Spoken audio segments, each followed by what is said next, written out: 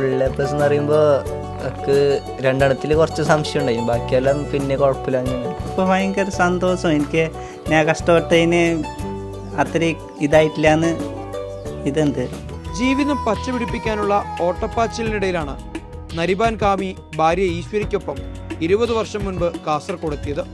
ജീവിത പ്രയാസങ്ങൾക്കിടയിലും മക്കളുടെ വിദ്യാഭ്യാസത്തിന് യാതൊരു കുറവും ഈ രക്ഷിതാക്കൾ വരുത്തിയില്ല. ഇന്നിപ്പോൾ അവരുടെ അധ്വാനത്തിനെല്ലാം ബലമുണ്ടാവുകയാണ്. കഴിഞ്ഞ വർഷം SSLC പരീക്ഷയിൽ എല്ലാ വിഷയങ്ങൾക്കും A+ നേടിയ മകൾ ദേബി കാമിക്ക് പിന്നാലെ ഇത്തവണ മകൻ നവീൻ കാമിക്കും എല്ലാ വിഷയങ്ങൾക്കും A+. തങ്ങൾക്ക് നേടാൻ കഴിയാത്ത മികച്ച വിദ്യാഭ്യാസം മക്കൾക്ക് നൽകണമെന്നതാണ് ഈ രക്ഷിതാക്കളുടെ ആഗ്രഹം. നാട്ടിൽ നിന്ന് ഇവിടെ വരയ്ക്ക് ബുൽക്കിൻ്റെ പേര് സച്ചിനാണ്.